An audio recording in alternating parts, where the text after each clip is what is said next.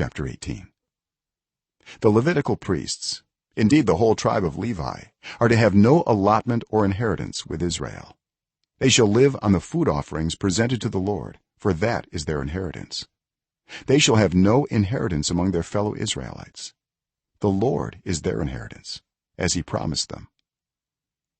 This is the share due the priests from the people who sacrifice a bull or a sheep: the shoulder, the internal organs, and the meat from the head. You are to give them the firstfruits of your grain, new wine and olive oil, and the first wool from the shearing of your sheep. For the Lord your God has chosen them and their descendants out of all your tribes to stand and minister in the Lord's name always. If a Levite moves from one of your towns anywhere in Israel where he is living and comes in all earnestness to the place the Lord will choose, he may minister in the name of the Lord his God like all his fellow Levites who serve there in the presence of the Lord. He is to share equally in their benefits, even though he has received money from the sale of family possessions.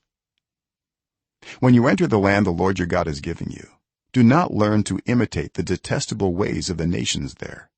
Let no one be found among you who sacrifices their son or daughter in the fire, who practices divination or sorcery, interprets omens, engages in witchcraft, or casts spells, or who is a medium or spiritist, or who consults the dead.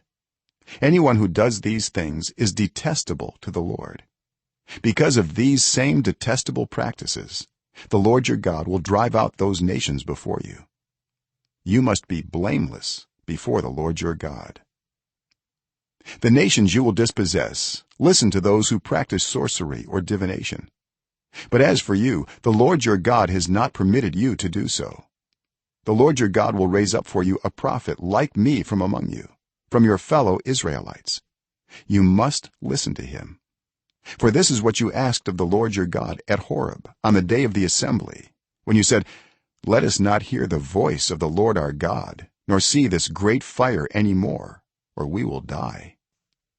The Lord said to me, "What they say is good. I will raise up for them a prophet like you from among their fellow Israelites, and I will put my words in his mouth. He will tell them everything I command him.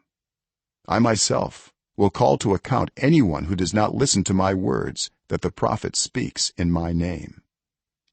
But a prophet who presumes to speak in my name anything I have not commanded, or a prophet who speaks in the name of other gods, is to be put to death."